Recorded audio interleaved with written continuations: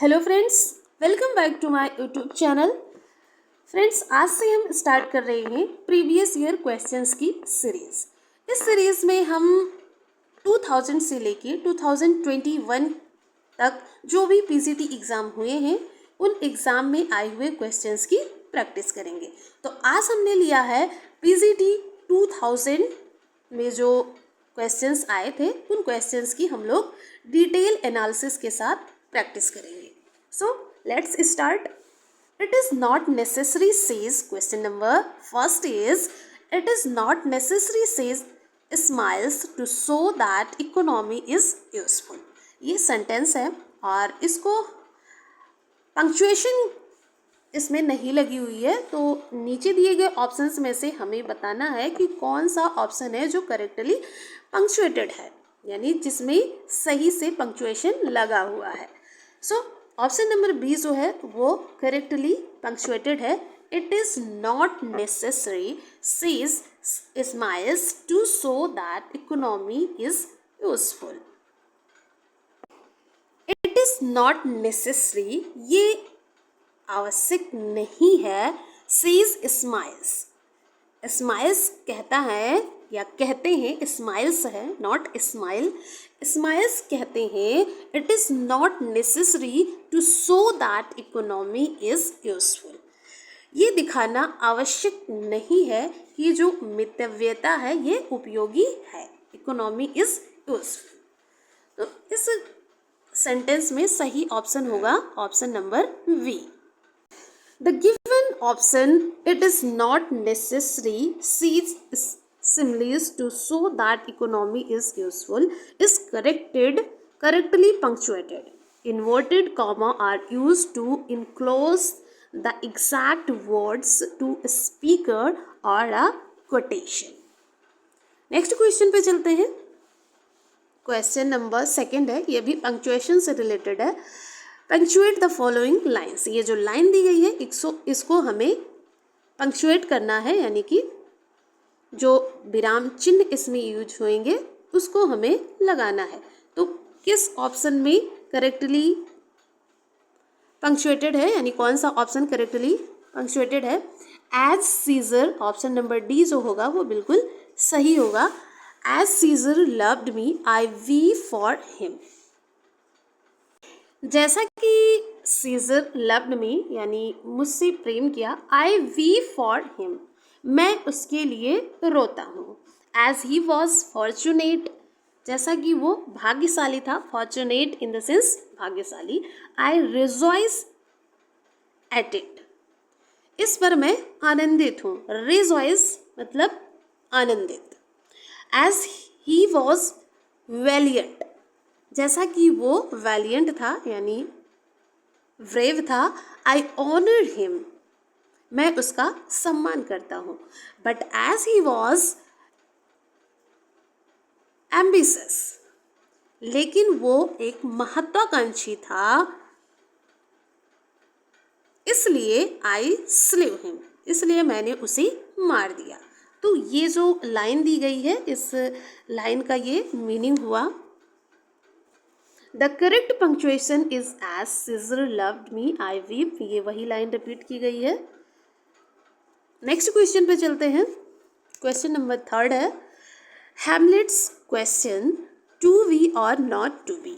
ये जो हैमलेट का क्वेश्चन है टू वी और नॉट टू वी, इसका क्या मतलब है।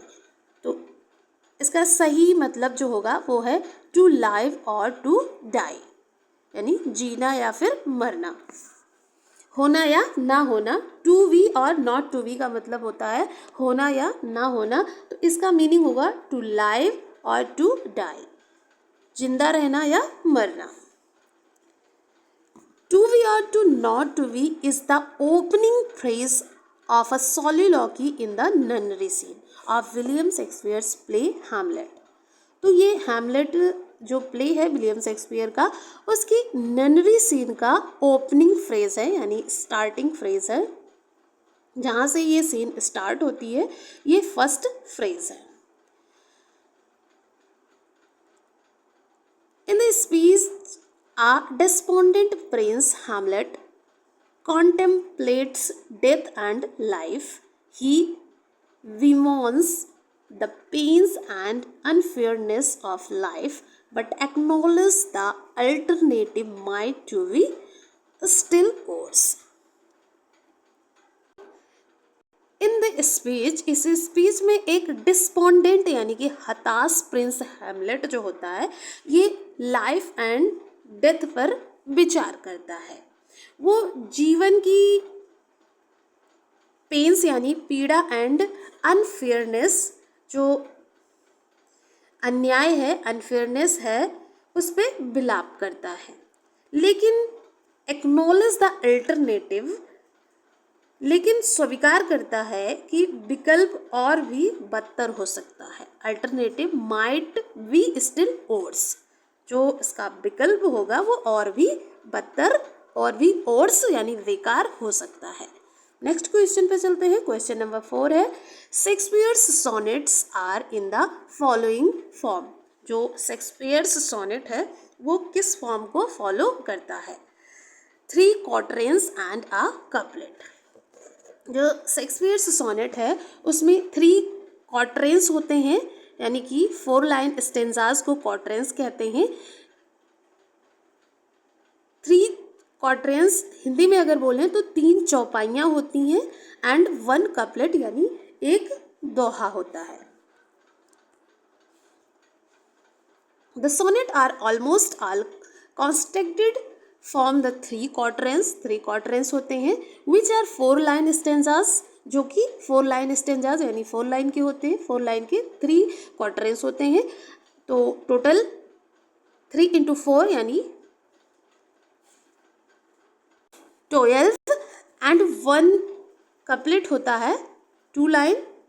टोटल 14 लाइन होते हैं शेक्सपियरियन सोनेट में। कंपोज इन आयम्बिक पेंटामीटर, और ये आयम्बिक पेंटामीटर में कंपोज किए गए हैं। This is also the metre used extensively in Shakespeare's play. और ये जो आयम्बिक पेंटामीटर है ये शेक्सपियर ने बड़े ही पैमाने पर अपने प्लेस में यूज़ किया है। द राइम स्कीम इज, और इसकी जो राइम स्कीम है वो है AB AB CD CD EF EF and GG। Sonnet, जो सोनेट्स है,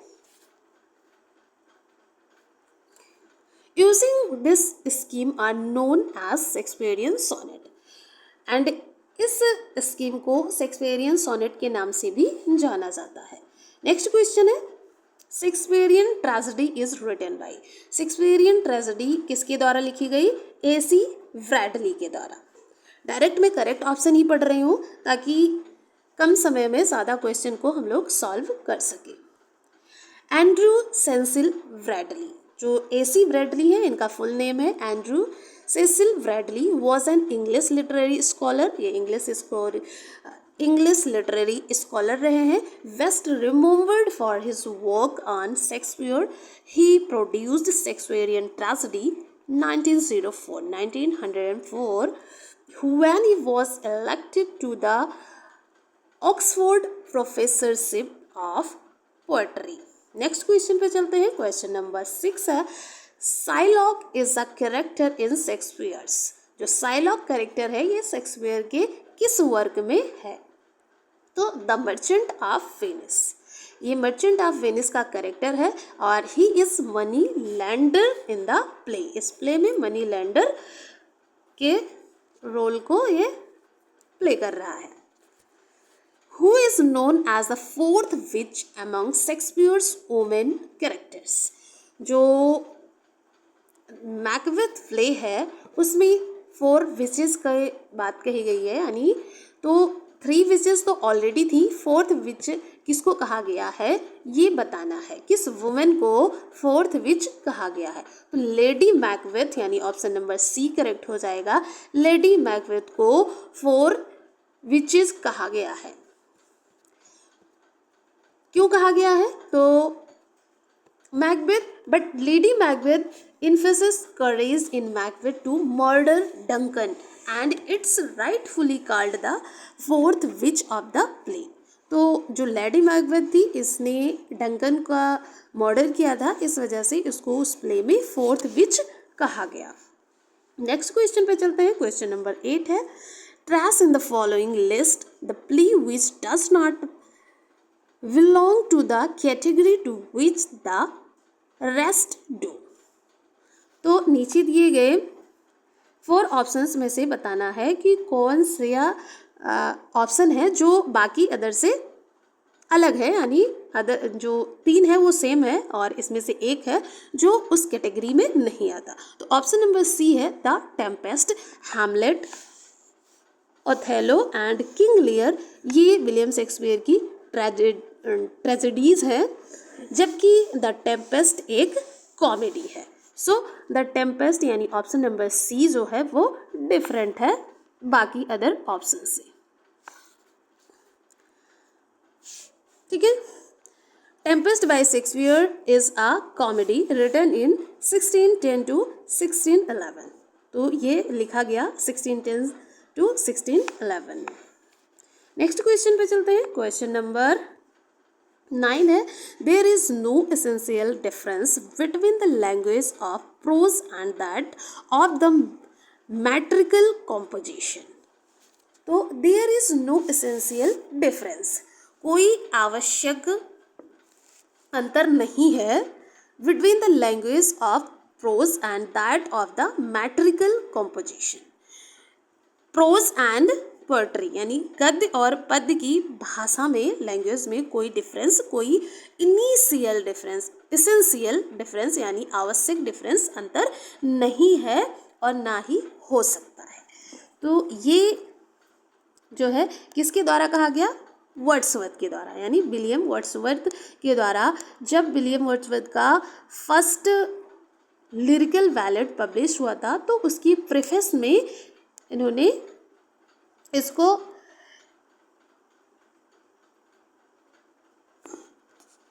कहा था। नेक्स्ट क्वेश्चन पे मूव करते हैं। क्वेश्चन नंबर 10 है, when did the first edition of lyrical ballads appear. जो लिरिकल बैलेड्स था ये कब अपीयर हुआ, इसका जो फर्स्ट एडिशन था वो किस सन में आया।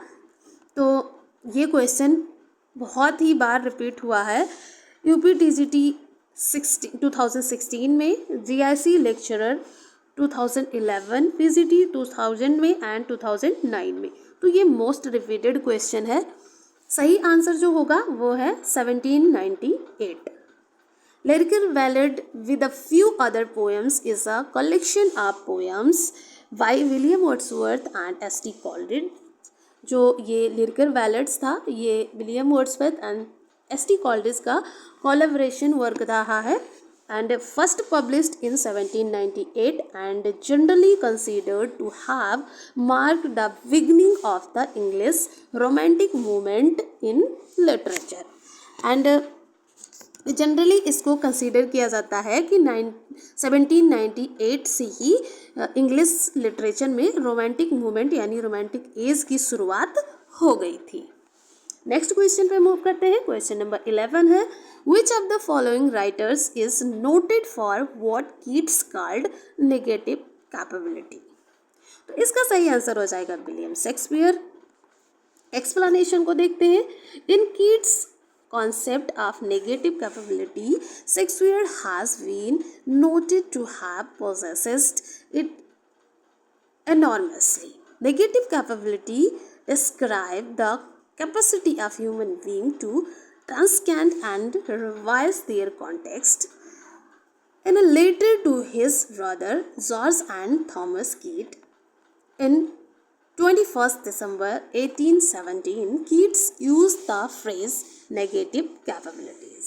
ये जो नेगेटिव कैपेबिलिटी है ये जॉन कीट्स अपने ब्रदर जॉर्ज एंड थॉमस कीट को 21 दिसंबर 1817 में एक लेटर लिखते हैं और उसी में इसका जो है यूज़ करते हैं। और क्या लिखते हैं? That is when man is capable of being in uncertainties, mysteries, doubts without any irritable racing after facts and reason। यानी कि ये तब होता है, that is when, जब मनुष्य जो है अनसर्टेनिटीज यानी अनिश्चितताओं, रहस्यों यानी मिस्ट्रीज, डाउट्स यानी कि संदेहों में, विदाउट एनी इरिटेबिलिटी संदेहों में रहने में सक्षम होता है, बिना किसी इरिटेबल के तथ्यों और तर्क तक पहुंचने के लिए। नेक्स्ट क्वेश्चन पर चलते हैं। क्वेश्चन नंबर 12 है, with which of the following poet do we associated the pictorial quality of poetry. तो कौन से पोएट हैं जो एसोसिएट हैं पिक्चोरल क्वालिटी से अपनी पोएट्री में? तो सही आंसर होगा John Keats. John Keats pictorial quality enable him to depict sensuous joys in an excellent manner. He is one of the greatest word painter in English poetry. Next question पे चलते हैं। Question number 13 है, John Keats died at the age of. जो John Keats थे, इनकी जब death हुई थी तो वो कितने यानी उनकी एज क्या थी, कितने साल के रहे? 26 सही आंसर हो जाएगा 26। John Keats died on February 23, 1821. It's believed that he was clutching the hand of his friend Joseph Severn. At the time of this passing, he died of tuberculosis. He was born on 31st October 1795. He died in the 26th year. जो John Keats थे, इनकी death हुई थी 23 फरवरी 1821 में, और ऐसा माना जाता है कि जब इनकी डेथ हो रही थी यानी जब इनका लास्ट टाइम था, तो ये अपने फ्रेंड के हैंड को क्लचिंग यानी पकड़े हुए थे of his friend Joseph Severn. जो इनके फ्रेंड थे उनका नाम था Joseph Severn. At the time of his passing, उस समय जब इनकी डेथ हुई थी यानी जब ये जाने वाले थे, मरने वाले थे। He died of tuberculosis. ये ट्यूबरकुलोसिस डिजीज़ के द्वारा मरे थे, यानी इनको डिजीज़ थी ट्यूबरकुलोसिस जिससे इनकी डेथ हुई थी। ही वॉज बर्न, इनका जन्म जो है वो 31 अक्टूबर 1795 में हुआ था, एंड जब इनकी डेथ हुई तो ये 26th ईयर के रहे हैं। नेक्स्ट क्वेश्चन पे चलते हैं। क्वेश्चन नंबर 14 है, who is called the Prince among essayist. तो इन सभी एसेइस्ट में से किसको प्रिंस एसेइस्ट कहा जाता है? तो Charles lamb has been called the prince of essayist. He is popular for his personal essay. His essay are purely of a personal nature, reminiscent, nostalgic and rambling. His style effectless and idiosyncrasies, whim and personal like of his. Next question पे चलते हैं। Question number 15 है, which of the following essays is not written by Charles Lamb of studies. The convalescence, imperfect sympathies and a bachelor of complaint। ये तीनों ही जो ऐसे हैं वो written by Charles Lamb, but option number C of studies ये इनका ऐसे नहीं है, ये फ्रांसिस बेकन द्वारा लिखा गया है। So 6 the adventures of Ulysses of studies is an essay written by Francis Bacon. Next question पे चलते हैं। क्वेश्चन नंबर 16 है, who called Shelley a beautiful and ineffectual angel waiting in the void his luminous wings in vain। तो किसने कहा सैली को अ beautiful and इनइफेक्चुअल angel, यानी कि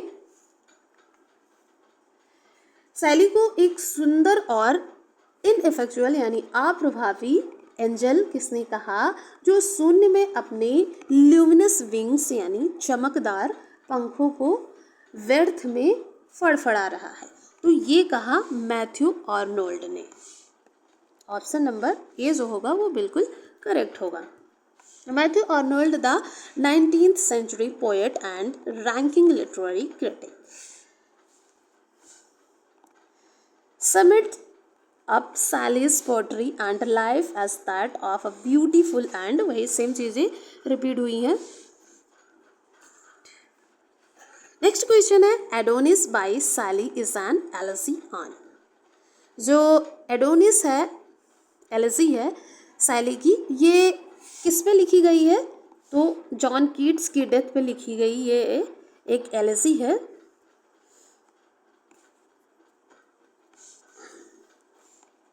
Adonis is an elegy on the death of John Keats, author of Endymion, Hyperion, etc. It was written in 1821. ये 1821 में लिखी गई है और इस पोएम में यानी ये जो एलेजी पोएम है, पोएम की एलेजी फॉर्म है, इसमें 495 लाइन्स की ये पोएम है। टोटल इसमें 55 स्पेंसेरियन स्टेंजास यूज़ किए गए हैं एंड ये कंपोज्ड हुई 1821 में, जो कि सैली ने जब कीट्स की डेथ के बारे में सुना तो इन्होंने इमीडिएटली इस एलेजी को लिखा है। नेक्स्ट क्वेश्चन पे चलते हैं। Who composed the famous line? ये जो लाइन दी गई है ये इसको किसने कंपोज किया है? If winter comes can spring be far behind.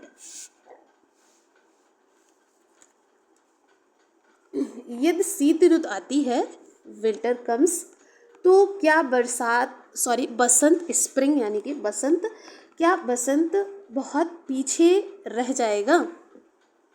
Behind be far spring be far behind.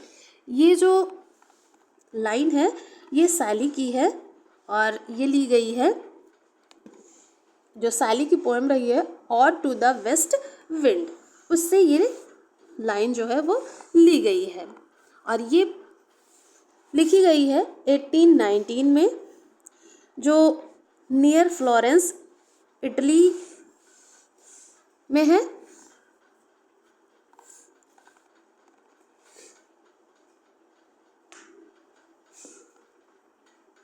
Next question पे चलते हैं। क्वेश्चन नंबर 19 है who wrote the revolt of Islam? The revolt of Islam किसने लिखा? पीबी सैले ने और 1818 में ये पोएम लिखा गया जो 12 कैंटोज में कंपोज हुई है। नेक्स्ट क्वेश्चन पे चलते हैं। क्वेश्चन नंबर 20 है who composed the famous line? Our sweetest song are those that tell of saddest thought. इसका क्या मतलब हुआ?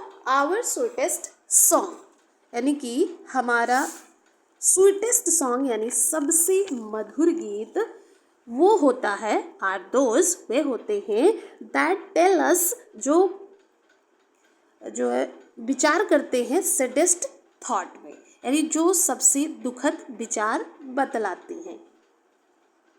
ये लाइन कंपोज की गई है सैली के द्वारा एंड किस पोएम से ली गई है ये लाइन? तो ये ली गई है our sweetest song are those that tell of saddest thought are taken from PB Shelley to a skylark. जो स्काई लार्क है उस पोएम से ये लाइन जो है वो ली गई है। नेक्स्ट क्वेश्चन पे चलते हैं। क्वेश्चन नंबर 21 है which of the following epithets bring out the most characteristic quality of David Copperfield pin pointed by the majority of Dickens scholar? तो सही आंसर हो जाएगा ऑटोबायोग्राफिकल।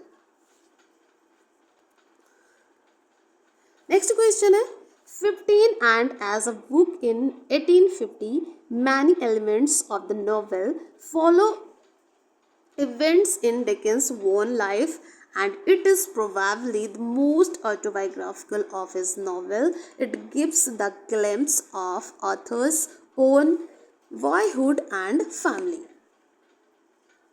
सही आंसर क्या होगा इसका?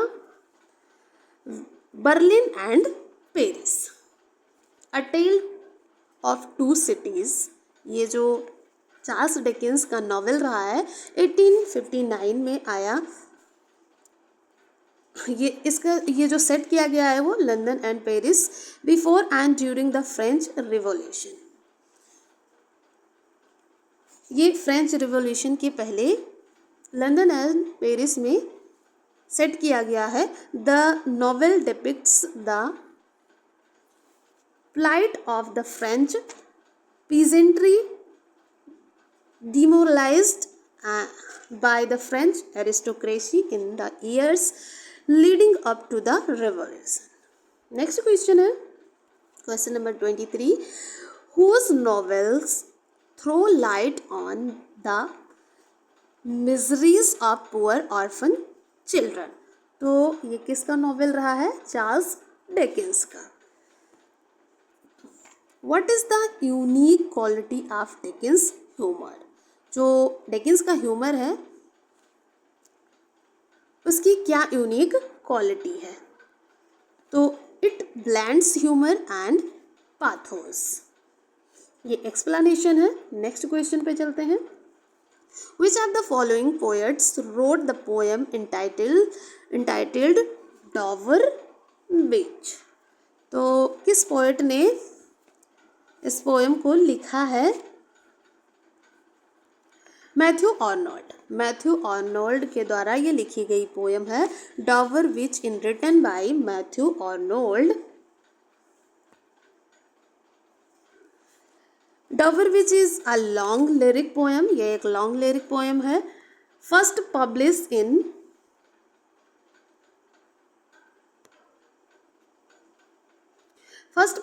in 1867 in the collection New Poems। ये new poems के कलेक्शन में 1867 में पब्लिश हुई।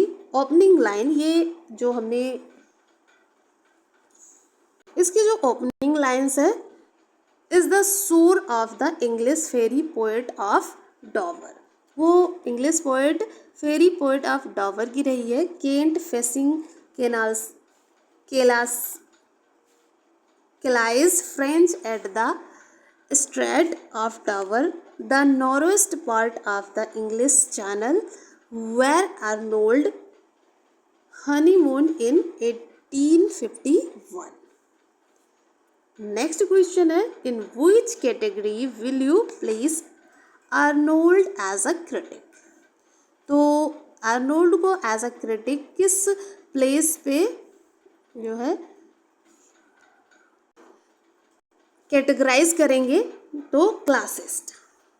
मैथ्यू आर्नोल्ड जिनका जो लाइफ ड्यूरेशन है वो 1822 टू 1888 रही है। ये एक विक्टोरियन पोएट एंड क्रिटिक हैं। Was the first modern critic, ये एक फर्स्ट मॉडर्न क्रिटिक हैं and could be called the critics critic, और इनको क्रिटिक्स क्रिटिक यानी आलोचकों का आलोचक कहा जाता है। He was a champion not only of great poetry but of literary criticism itself. He falls under the classicist category. तो ये सिर्फ ग्रेट पोएट्री के चैम्पियन नहीं रहे हैं बल्कि लिटरेरी क्रिटिसिज्म के भी जो है चैम्पियन रहे हैं। ही फॉल्स अंडर द, इसलिए इनको जो है क्लासिस्ट कैटेगरी में रखा जाता है। नेक्स्ट क्वेश्चन पे चलते हैं। क्वेश्चन नंबर 27 है, who regarded poetry as the criticism of life. ये मोस्ट रिपीटेड क्वेश्चन है। Matthew Arnold. Who regarded poetry as the criticism of life. Matthew Arnold को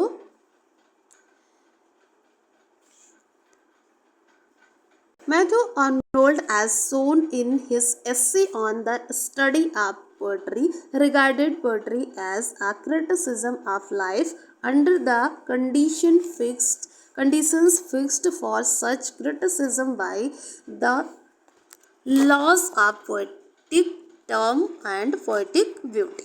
नेक्स्ट क्वेश्चन पे चलते हैं। क्वेश्चन नंबर 28 है, identify the poem written by Alfred Tennyson which contain the following line, to strive, to seek, to find and not to end. ये भी most repeated question है। तो ये जो अल्फ्रेड टेनिसन की पोएम की लाइन है, तो ये किस पोएम से ली गई है, ये पूछा गया है।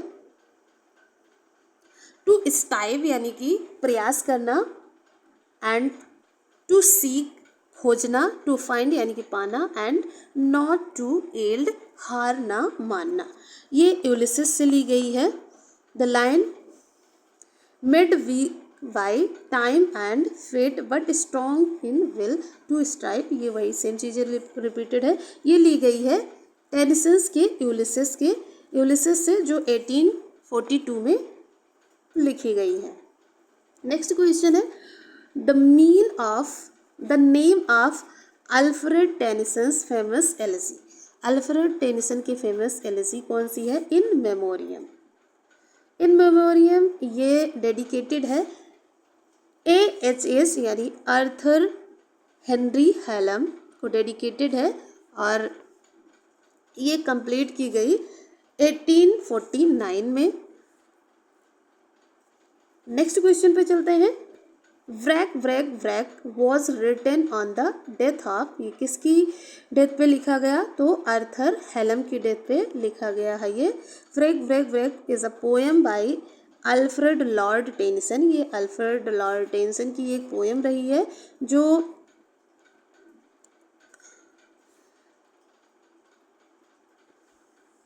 1835 में लिखी गई एंड 1842 में पब्लिश हुई है।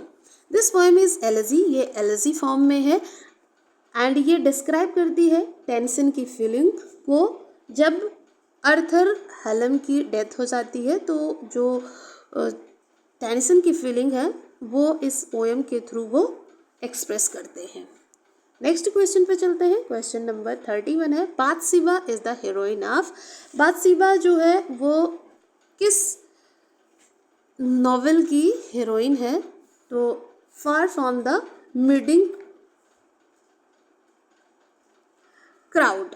तो बाथशेबा एवरडीन इनका फुल नेम है, और ये far from the meeting crowd एक नॉवेल है थॉमस हार्डी का, उसी की ये हीरोइन है, और इसमें एक मेन कैरेक्टर और भी है, गैब्रियल ओक। नेक्स्ट क्वेश्चन पे चलते हैं। The name of the protagonist of the Mayor of Casterbridge is. जो मेयर ऑफ कैस्टरब्रिज है उसका प्रोटागोनिस्ट का नाम क्या है? Michael Henchard. तो Michael Henchard is the lead character in the Mayor of Casterbridge 1886। It is a novel by British author Thomas Hardy. ये Thomas Hardy का जो है नॉवेल है, और ये सेट किया गया है फिक्शनल टाउन ऑफ कैटरब्रिज में। Michael Henchard start his life as a poor journeyman, he treasured then rise above to become a successful businessman। जो माइकल हेंचर्ड वो स्टार्ट करता है, एक उसकी जो लाइफ स्टार्ट होती है वो पुअर जर्नीमैन यानी उस बहुत गरीबी से, और वो राइजेस यानी बढ़ता है और एक सक्सेसफुल बिजनेसमैन बनता है। नेक्स्ट क्वेश्चन है 33, who out of following literary artist declared himself a classicist in literature and Anglo-Catholic in religious and royalist in politics। ये भी मोस्ट रिपीटेड क्वेश्चन है। उत्तराखंड हायर असिस्टेंट प्रोफेसर 2017 में आया है, PGT 2000 में, एंड NBS PGT 2014 में, GIC lecturer 2017 में। Most repeated question है।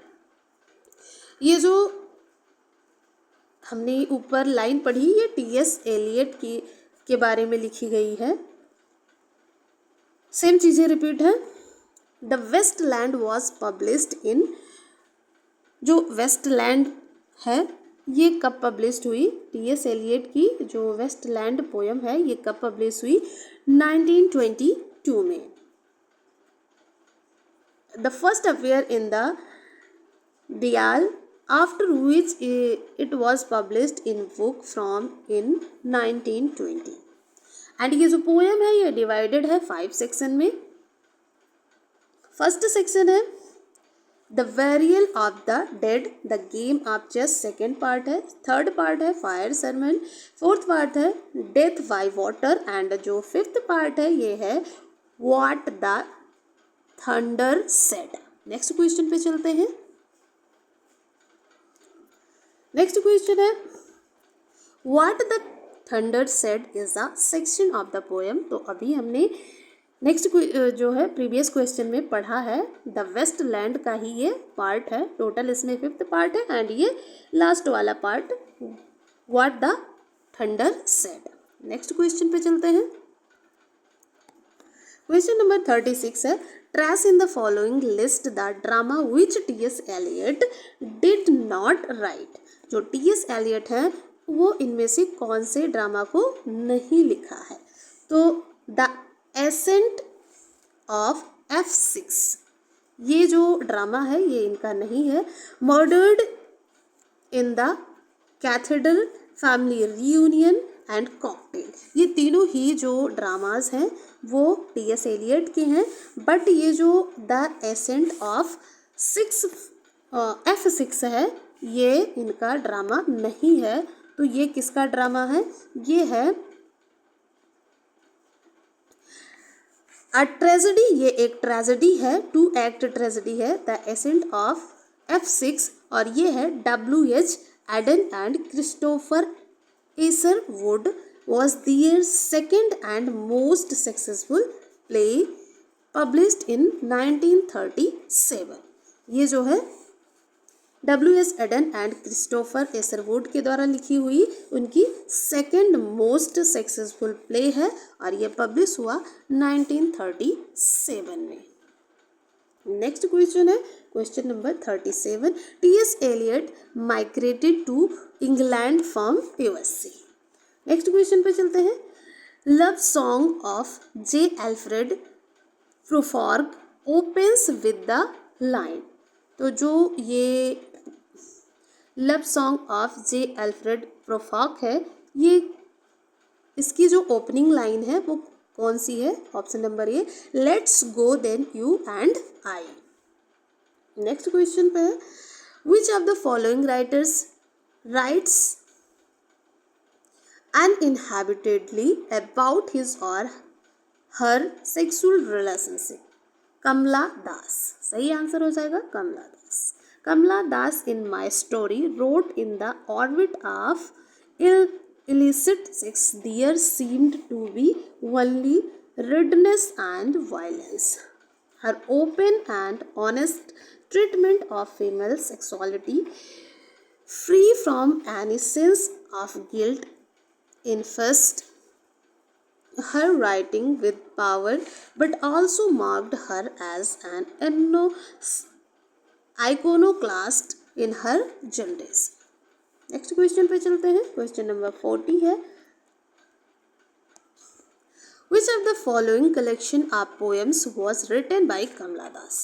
जो कमला दास का पोएम्स ऑफ कलेक्शन था वो इनमें से कौन था? तो समर इन कलकत्ता. जो समर इन कलकत्ता था जिसको हम कोलकाता भी कहते हैं वो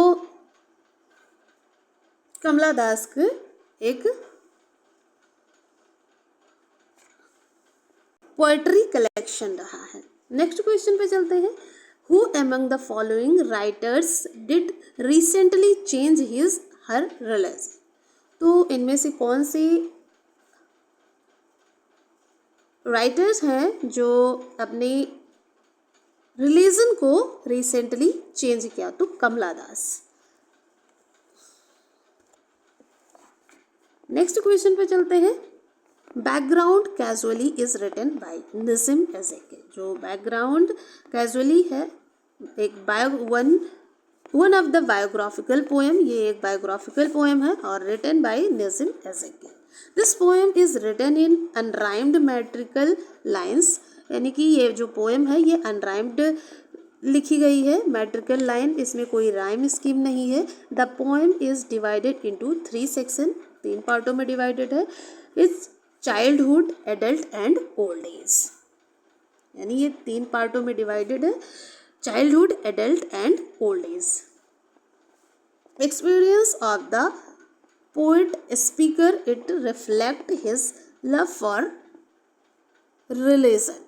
नेक्स्ट क्वेश्चन पे चलते हैं। क्वेश्चन नंबर 43 है, which of the following Indian English poet was professor of English at Bombay university. तो इनमें से कौन से इंडियन इंग्लिश पोएट रहे हैं जो यूनिवर्सिटी बॉम्बे में प्रोफेसर थे? तो नजीम एज़ेकियल, जो कि एक फीमेल राइटर रही हैं। नेक्स्ट क्वेश्चन पे चलते हैं। Who wrote the following well-known lines? The woods are lovely, dark and deep, and I have promises to keep. ये लाइन वो किसने लिखा है? सही आंसर होगा फ्रॉस्ट। ये जो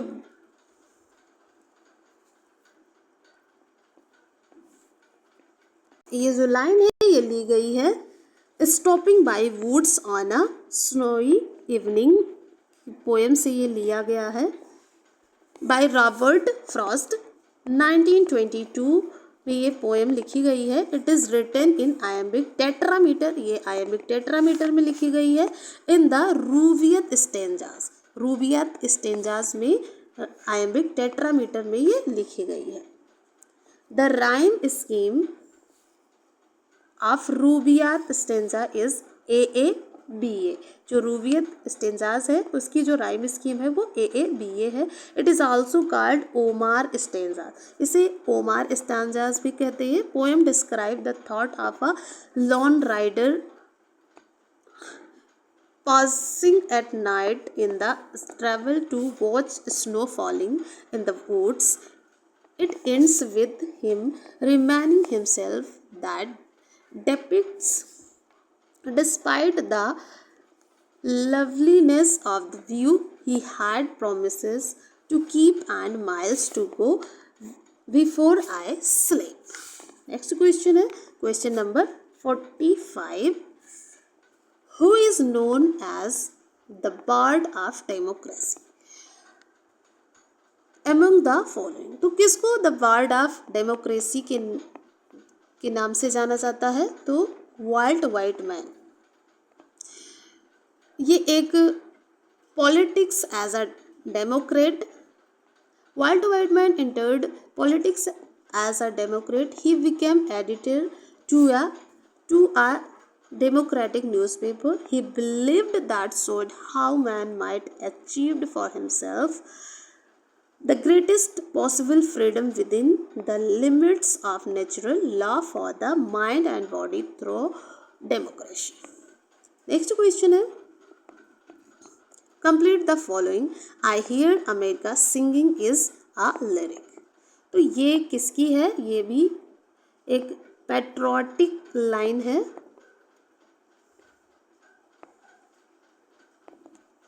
नेक्स्ट क्वेश्चन है, what played the most important part of snapping Ernest Hemingway literary creation like Farewell to a Experience of War? Experience of War is the most important part in shaping Ernest Hemingway literary creation like Farewell to Arms। ये publish हुआ 1929 में।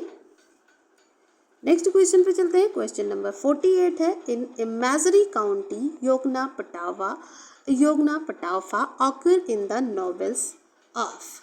तो ये जो imaginary county है योगना पटावा, ये किसके novel में आती है? तो फॉकनर, विलियम कटवर्थ फॉकनर और फॉकनर। तो यहाँ तक हमने यानी टोटल हमने 48 क्वेश्चंस को कंप्लीट किया है जो पीसीटी 2000 में पूछे गए थे, और जो बचे हुए क्वेश्चन हैं उनको हम नेक्स्ट वीडियो में करेंगे। ये वीडियो बहुत लेंदी हो गई है, लगभग 45 मिनट की हो गई है। सो आज के लिए इतना ही, मिलते हैं नेक्स्ट वीडियो में। Thanks for watching this video.